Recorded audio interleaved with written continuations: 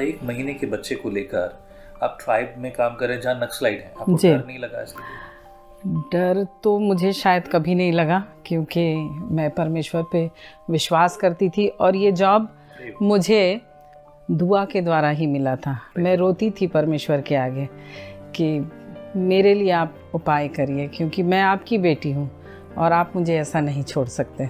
तो हम दोनों रायपुर गए और डायरेक्ट जो है वो ऑफिसर के चैम्बर में गए। ऑफिसर के चैम्बर में काफ़ी लोग बैठे हुए थे और हमको क्या बताया गया था कि ऑफिसर को पैसे ऑफ़र करना तो ट्रांसफ़र हो जाएगा।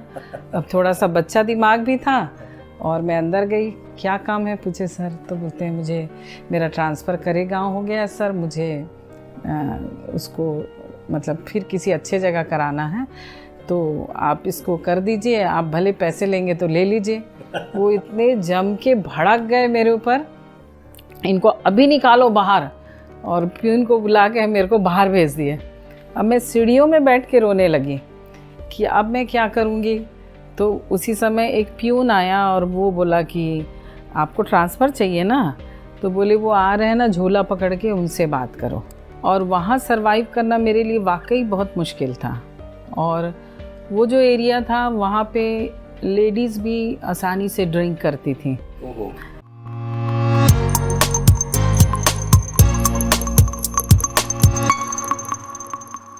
प्रेज़ द लॉर्ड जैम सिकी, स्वागत है आपका एक और बार विजनरी रेडियो टीवी के इस खास प्रोग्राम जिसका नाम है let's talk today. Let's talk today में गवाहियाँ होती हैं, प्रभु की स्तुति होती है, वो बात जो प्रभु की ओर से है। प्रभु सहायता करे, मैं वो आप सबके लिए ले आता हूँ। और मैं इस समय हूँ छत्तीसगढ़ दुर्ग में, और यहाँ पर बहुत सारे लोगों को मैंने देखा, उनकी गवाहियों को सुना, और एक ऐसी गवाही हमारे बीच में है।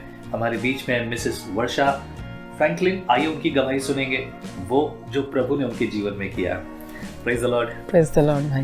मुझे बहुत खुशी है कि जब मैं यहाँ हूँ तो मैं आपकी गवाही भी सुन रहा हूँ, और ऐसी बहुत सारी बातें लोगों के जीवन में भी है जी।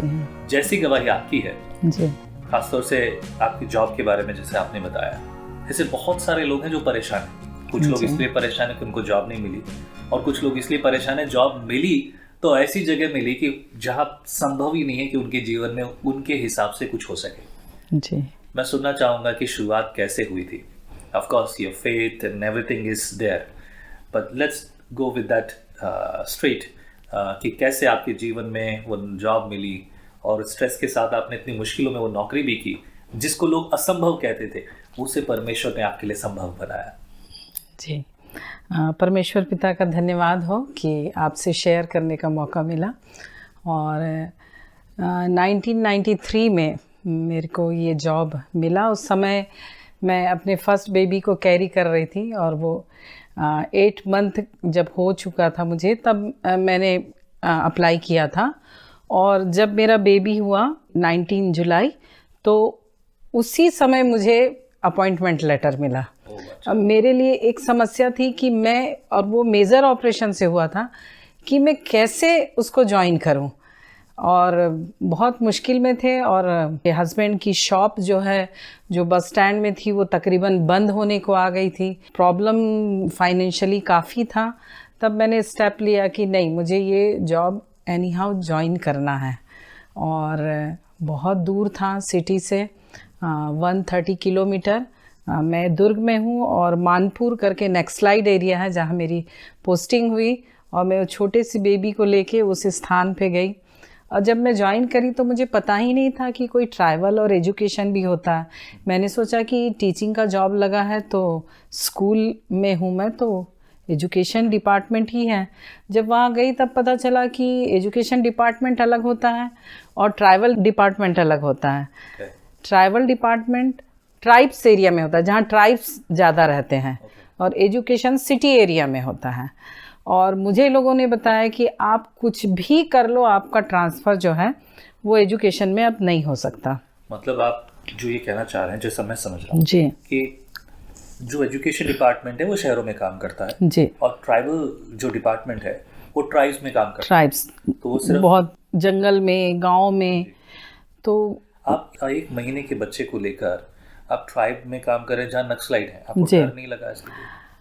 डर तो मुझे शायद कभी नहीं लगा, क्योंकि मैं परमेश्वर पे विश्वास करती थी। और ये जॉब मुझे दुआ के द्वारा ही मिला था। मैं रोती थी परमेश्वर के आगे कि मेरे लिए आप उपाय करिए, क्योंकि मैं आपकी बेटी हूँ और आप मुझे ऐसा नहीं छोड़ सकते। और परमेश्वर ने दिया था। स्थिति ये थी कि चुनौती थी सामने, परंतु परमेश्वर ने दिया था। और उस समय घर वाले भी नहीं चाह रहे थे कि इस कंडीशन में मैं उतने दूर जंगल में जाऊं, तो सहयोग भी घर से कम मिल रहा था। परंतु प्रभु का धन्यवाद हो कि उन सारी चुनौतियों में भी मैं उस जॉब को ज्वाइन करी। और मुझे 2 महीने तक मेरी ही मम्मी ने मुझे सपोर्ट किया वहाँ बच्चे को रखने के लिए। और उसके बाद एक लड़की मिली जो बच्चे को रखती थी। तो चुनौतियाँ तो बहुत थी, शहर से पढ़ी हुई थी, मुझे वहाँ का लैंग्वेज जो छत्तीसगढ़ी है वो नहीं आता था। और किसी भी घर में वहाँ पे टॉयलेट नहीं होता, नल नहीं होता, कुएं से पानी खींचना होता है, सर्वेंट नहीं मिलते। तो वो सारी चुनौतियों को मैंने फेस किया। और जब लोगों से सुनती थी कि मैं कभी शहर नहीं आ सकती, तब फिर मैं परमेश्वर के आगे रोने लगी कि प्रभु जी, मैं कैसे स्थान पे हूँ, मैं यहाँ सर्वाइव ही नहीं कर पा रही हूँ। क्योंकि वहाँ पर लोग बीमार पड़ते थे तो कहते थे कि हमें नज़र लग गया, जादू टोना हो गया। और मैं छोटे से बच्चे को लेकर गई थी, मैंने कभी उसको काजल का टीका भी नहीं लगाया, कोई काली पोत नहीं पहनाई। और वो बहुत ही ब्यूटीफुल बच्चा था, हर कोई उसको गोद में लेना चाहता था। और सब बोलते थे कि तुम कैसे करती, उसको काजल नहीं लगाती, कोई ताबीज नहीं पहनाया है, कोई काला धागा नहीं बांधा है। मैंने कहा नहीं, मेरा परमेश्वर साथ है। और वो सारे जगह घूमता था। जब मैं स्कूल में होती थी तो वो बच्ची पाती थी और उसको पूरे गांव में घुमाती थी, परंतु उसको कभी भी कुछ नहीं हुआ। और वहाँ पे लोग बीमार पड़ते थे, कहते थे नज़र लग रहा है, ये हो रहा है। और हम माँ बेटा कभी भी वहाँ पर बीमार नहीं पड़े। परंतु एक समय ऐसा आया कि मैंने कहा 2 साल तो मैं इस जंगल में निकाल चुकी हूँ, अब बेटा भी मेरा बड़ा हो रहा है, उसको स्कूल चाहिए, तो मैं चाहती हूँ कि मेरा ट्रांसफ़र हो जाए। तो ट्रांसफ़र भी हुआ, तो किसी गड़बड़ी से मेरा ट्रांसफ़र ऐसे जगह हो गया, एक करे गांव करके जगह था, तो वहाँ हुआ। वहाँ बस जो है करीब 15 किलोमीटर नहीं जाती। तो मैं और परेशान हो गई। और उस समय छत्तीसगढ़ नहीं था, MP था ये। और भोपाल से ऑर्डर आ गया था कि अब कोई ट्रांसफ़र ना कैंसिल होगा, ना ही कोई कुछ होना है। तो मैं एकदम परेशान, हमको, और हम दोनों तो एकदम नए यंग थे। जब मैं ज्वाइन करी तो सिर्फ 24 साल की थी। तो मतलब मेरे लिए तो बहुत मुश्किल था, कैसे करें, इनके लिए भी बहुत मुश्किल था। तो भी किसी ने कहा रायपुर चले जाओ, वहाँ पे बात करोगे हो जाएगा। तो हम दोनों रायपुर गए और डायरेक्ट जो है वो ऑफिसर के चैम्बर में गए। ऑफिसर के चैम्बर में काफ़ी लोग बैठे हुए थे और हमको क्या बताया गया था कि ऑफिसर को पैसे ऑफ़र करना तो ट्रांसफ़र हो जाएगा। अब थोड़ा सा बच्चा दिमाग भी था और मैं अंदर गई, क्या काम है पूछे सर, तो बोलते हैं मुझे मेरा ट्रांसफ़र करे गाँव हो गया सर, मुझे उसको मतलब फिर किसी अच्छे जगह कराना है, तो आप इसको कर दीजिए, आप भले पैसे लेंगे तो ले लीजिए। वो इतने जम के भड़क गए मेरे ऊपर, इनको अभी निकालो बाहर, और प्यून को बुला के मेरे को बाहर भेज दिए। अब मैं सीढ़ियों में बैठ के रोने लगी कि अब मैं क्या करूँगी। तो उसी समय एक प्यून आया और वो बोला कि आपको ट्रांसफ़र चाहिए ना, तो बोले वो आ रहे हैं ना झोला पकड़ के, उनसे बात करो। तो एक व्यक्ति झोला पकड़ के आ रहे थे, फिर हस्बैंड जाके बात किए, तो वो फिर मेरे को बुलाए अपने पास, बोले बच्ची रो रही है, रोना नहीं, हम कराएंगे आपका ट्रांसफ़र, बैक डेट पे कराएंगे करके। फिर उन्होंने मेरा ट्रांसफ़र जो है नवागांव में कराया, जो कि ट्राइबल का स्कूल था मगर वो नॉन ट्राइब एरिया में था। तो उन्होंने कराया, उस समय तो वो ट्राइबल स्कूल ही था। और सभी लोग यहाँ पर जो मेरे साथ पढ़े थे या मेरे जो सीनियर्स थे, चर्च में भी कुछ लोग थे, उन लोग यही बोलते थे कि तुम तो सड़ जाओगी मगर कभी शहर नहीं आ पाओगी। शहर आना मतलब कभी कभी लोगों के लिए एक बात है, हालांकि लोग तो समझते हैं इस बात को, शहर आना वाकई में ज़रूरी क्यों था, आपको क्यों लगता है? क्योंकि ट्राइबल एरिया के लिए आप चलिए गलती से ही सही आपने ज्वाइन कर लिया जी, पर शहर आना आपके लिए ज़रूरी क्यों था? एक्चुअल में इनका बिजनेस था और वो शहर में था। ठीक है। मेरा परिवार सब शहर में था और मैं उनसे दूर हो गई थी।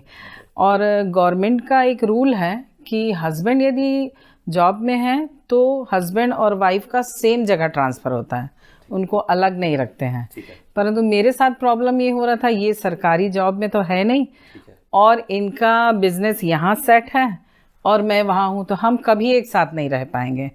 तो इनके साथ यदि मुझे रहना है तो शहर आना पड़ेगा। ठीक बात है। तो इस कारण मैं शहर आना चाहती एंड थी। ऑल्सो आई थिंक लाइक जैसे कि आपने कहा कि बेटा है वो 2 साल का हो गया है, अब उसे स्कूल भी चाहिए, जी क्योंकि ठीक है हम सेवा कर रहे हैं, हम काम कर रहे हैं, जी पर कहीं ना कहीं हमारी भी जिम्मेदारी है कि हम अपने बच्चों को एक अच्छी व्यवस्था दें। जी हाँ and I think that may be the pressure on you, is that जी राइट? जी ये सही कारण था?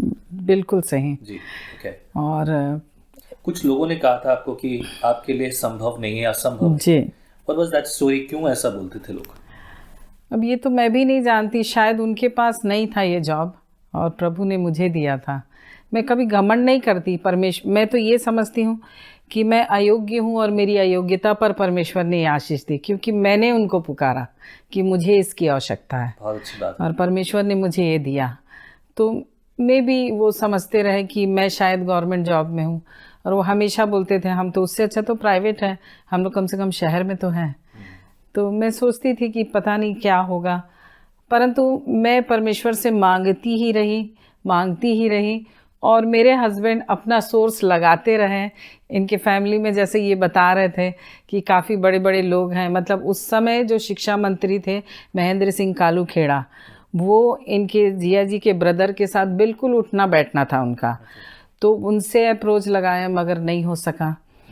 फिर कुछ ने कहा कि पैसे दे के होंगे, तो हमने वो भी किया, नहीं हुआ। और बस थक हार गए थे कि मुश्किल ही है, तो मैंने बस परमेश्वर से कहा। और जब भी ये मेरे को बस में बिठाने के लिए जाते थे, मैं अप डाउन करती थी नवागांव, तो आज जिस मैं स्कूल में हूँ उसको देख के बोलती थी प्रभु मेरे को ये स्कूल चाहिए। बस इतना ही कहती थी, ये मेरी मन की दुआ होती थी कि प्रभु ये स्कूल मुझे चाहिए।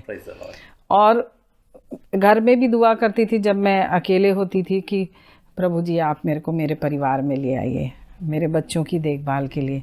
और उस समय ये इसको मैं कैरी कर रही थी और मेरा कंडीशन बहुत ख़राब था, क्योंकि उसके पहले के 2 मिसकैरेज हो चुके थे और डॉक्टर ने कहा था आपको बहुत ही रेस्ट की आवश्यकता है। और मैं बहुत रो के दुआ करती थी कि प्रभु मेरे को यहाँ आना है। और उसी समय कुछ ऐसा हुआ कि गवर्नमेंट का ये आदेश आया कि जितने भी नॉन ट्राइबल एरिया के ट्राइबल स्कूल हैं वो एजुकेशन में आ जाएंगे, और जितने भी ट्राइबल एरिया में एजुकेशन के स्कूल हैं वो ट्राइबल में चले जाएंगे। क्या बात है। और बिना किसी अप्रोच के, बिना किसी पैसे के, बिना किसी सोर्स के, मैं अपने आप ही एजुकेशन डिपार्टमेंट में आ गई। किसने किया ये काम? परमेश्वर ने।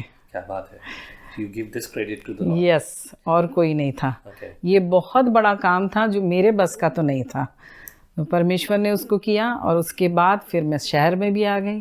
चेक लगाया हर तरीके से जो भी संभव था, पैसा, जानकारी, रिश्तेदारी, कोई काम नहीं आई। कुछ काम नहीं आया। Okay. You know, in this situation अब जब लोग ऐसी चीज़ों में होते हैं जी, वो अपनी आशा खो देते हैं, अपना विश्वास खो देते हैं जी, और कुड़कुड़ाहट से डिप्रेशन में आ जाते हैं। हालांकि आपके समय में डिप्रेशन जैसी बातें तो लोगों को पता भी नहीं थी डिप्रेशन क्या होता है। जी। आज ये नया जुमला चला है और इसका एक ही समाधान है, वो मसीह। लेकिन फिर भी मेरा सवाल ये है कि ऐसी चीज़ें जब लोगों के साथ आती हैं कि मैं अकेले रूरल में हूँ, ये सब चीज़ें हैं, आप अपने विश्वास को और इन सब बातों को आप कैसे आगे बढ़ाते थे? क्योंकि शायद चर्च की संगति भी आपके साथ नहीं है पूरी तरीके से। क्या है वो, मैं वो बात जानना चाहता हूँ कि विश्वास में आप कैसे रहे कि आप प्रार्थना करते रहे, लोग विश्वास खो देते। जी, मैं वहाँ पे जो मेरी मकान मालकिन थी वो एक्चुअल में क्रिश्चियन थी, परंतु उन्होंने एक हिंदू व्यक्ति से शादी किया था।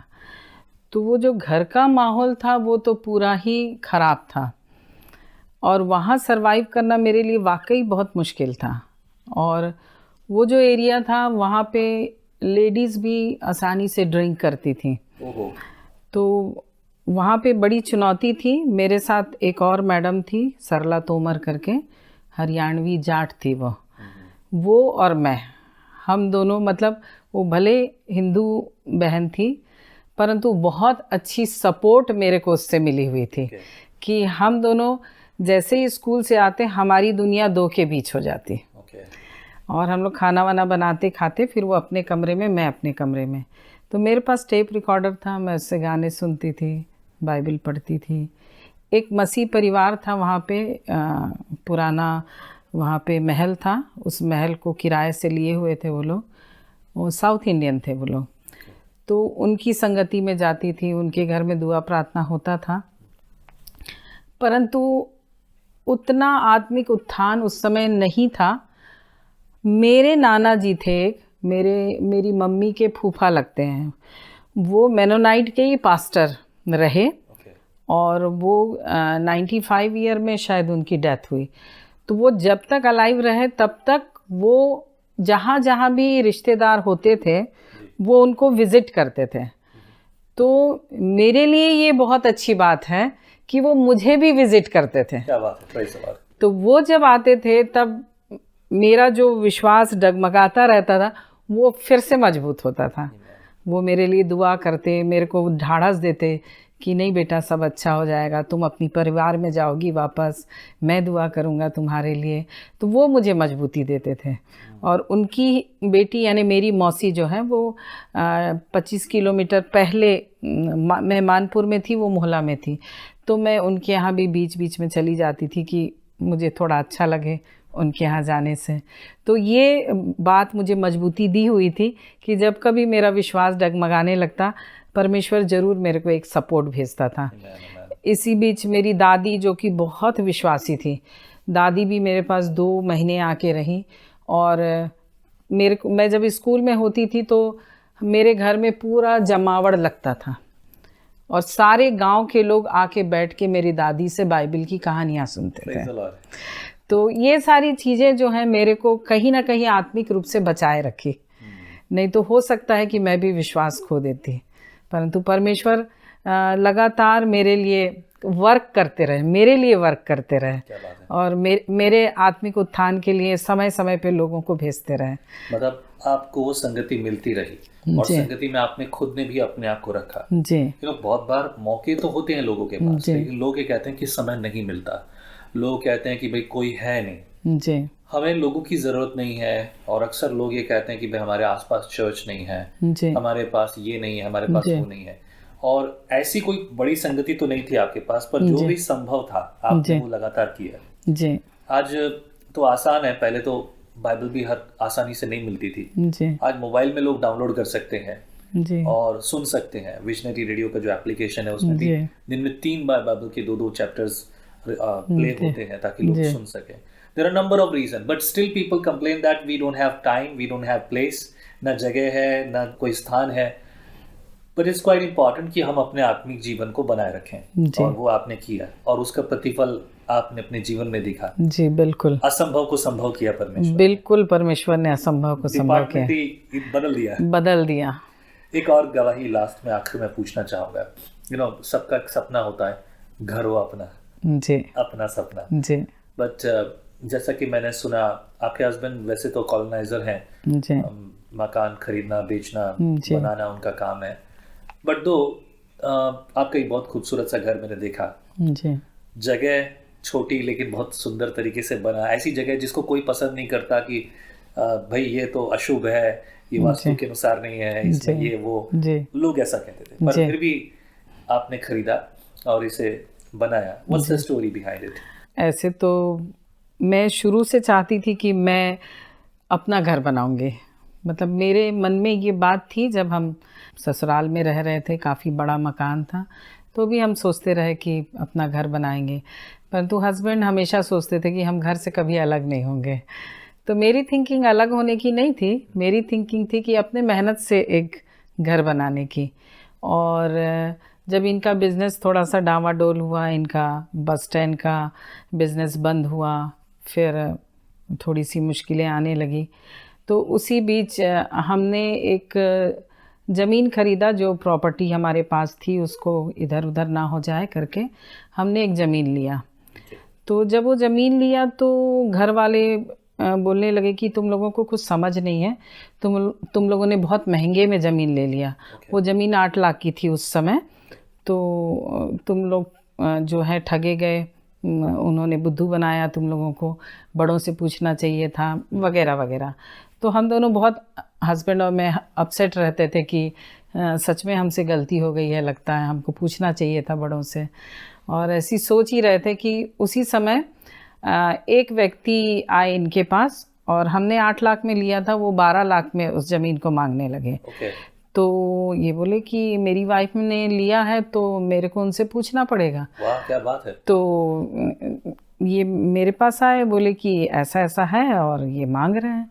तो मैंने कहा ये तो बहुत अच्छा है, घर वाले एक तो ऐसे ही ताने दे रहे हैं कि महंगा लिए हो, और ऊपर से 8 का हमको मतलब 2-3 महीने में ही 12 लाख मिल रहा है, तो बुरा क्या है। ये वही जमीन है जिसको कोई खरीदना नहीं चाहता था? नहीं, वो जमीन बहुत अच्छे जगह पे थी। अच्छा, या हाँ, इस जमीन की बात? नहीं, इस जमीन की नहीं, एक और जमीन हमने पहले लिया था।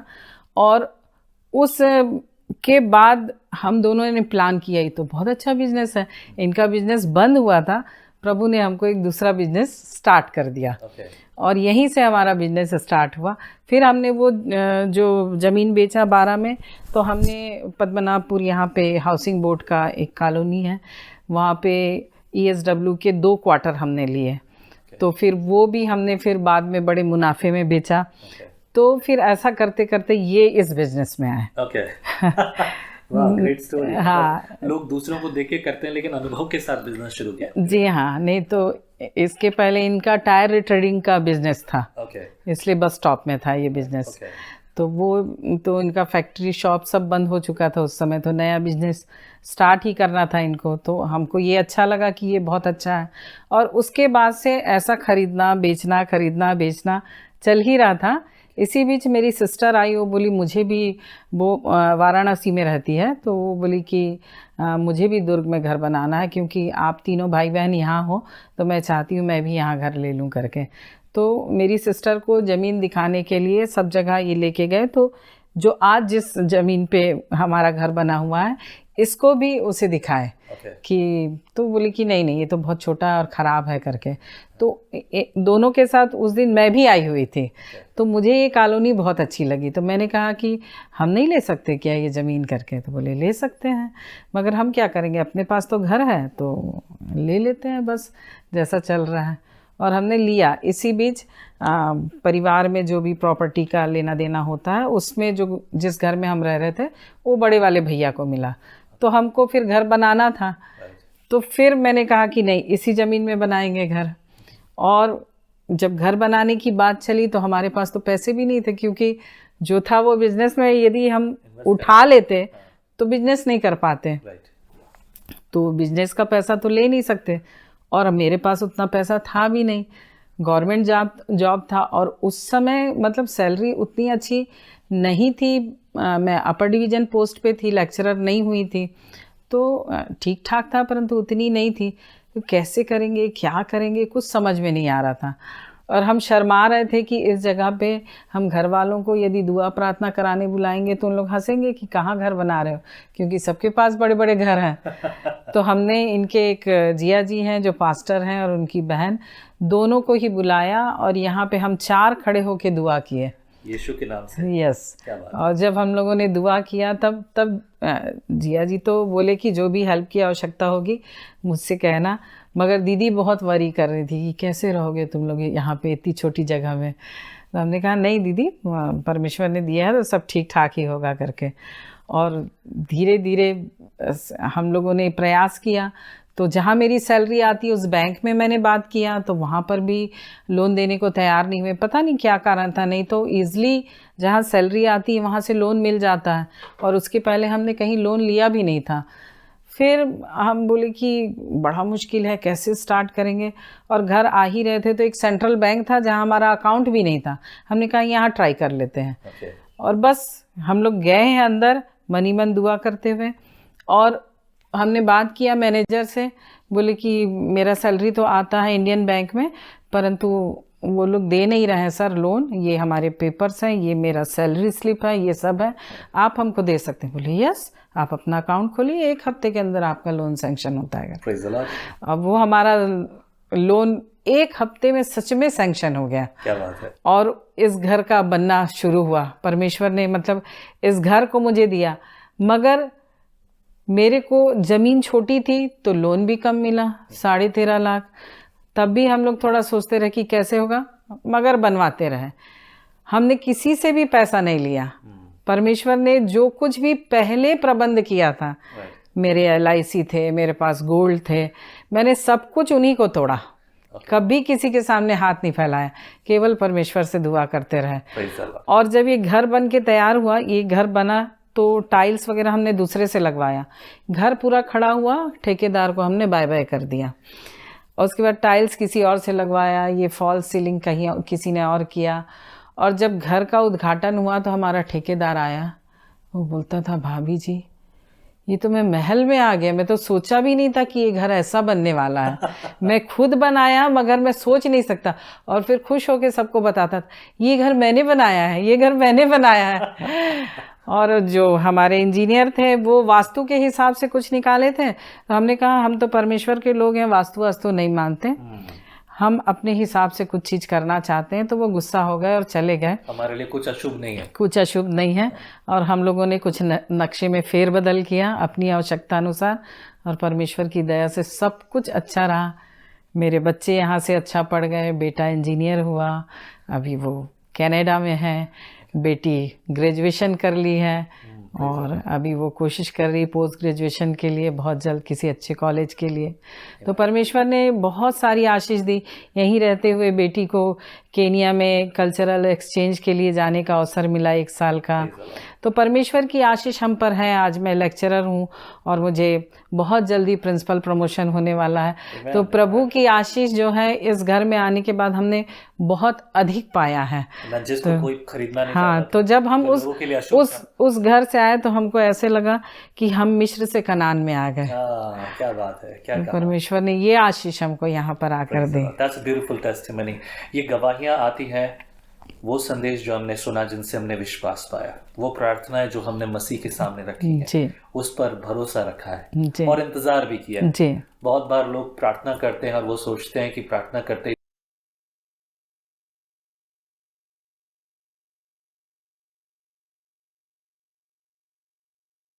उसके बाद आटा लाना है, शायद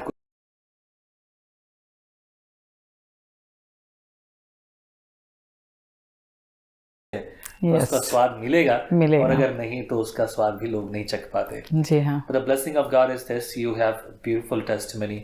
ये जो गवाही है सारी, बहुत सारे लोग ऐसे हैं जो कि उनके जीवन में भी ऐसी बातें वो समझ नहीं पा रहे, वो परेशान हैं, चिंतित हैं, दुखी हैं, और उनको लगता है कि ये सब चीज़ें कब उनके लिए होंगी। नौकरी को लेकर परेशान है, कुछ लोग घर को लेकर परेशान है, and you know the problem whatever they have, लेकिन सोल्यूशन सिर्फ एक है, यीशु मसीह, परमेश्वर यीशु। आप इस बात के लिए क्या कहेंगे? अब आज आपके जीवन में ये सब कुछ जो है, और उन लोगों को जो लोग अभी समय सुन रहे हैं आपको, उनके लिए आप क्या कहना चाहेंगे? मैं तो ये कहती हूँ कि अपना भरोसा परमेश्वर पर रखें।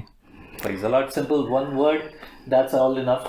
संदेश की जरूरत नहीं है, संदेश ये है कि मसीह आपका प्रभु है। हालेलुया। प्रभु आपको आशीष करे, फलवंत और बलवंत करे। हमने बहुत खूबसूरत गवाही सुनी है। यदि आप भी अपनी गवाही देना चाहते हैं तो विजनरी स्टूडियो में आ सकते हैं। नीचे लिखे नंबर पर आप मुझे मैसेज कर सकते हैं। फ़ोन ना करें, सिर्फ मैसेज करें व्हाट्सएप पर, मैं जवाब ज़रूर दूंगा। और यदि आप प्रेरित हुए हैं तो विजनरी सेवकाई के लिए आप अपनी ऑफरिंग्स भेज सकते हैं, ताकि हम इस सेवकाई को और अधिक ले चलें, और भी कई भाषाओं में आप इन प्रोग्राम्स को सुन पाएं। प्रभु आपको आशीष करे। जय मसीह की। जय मसीह की।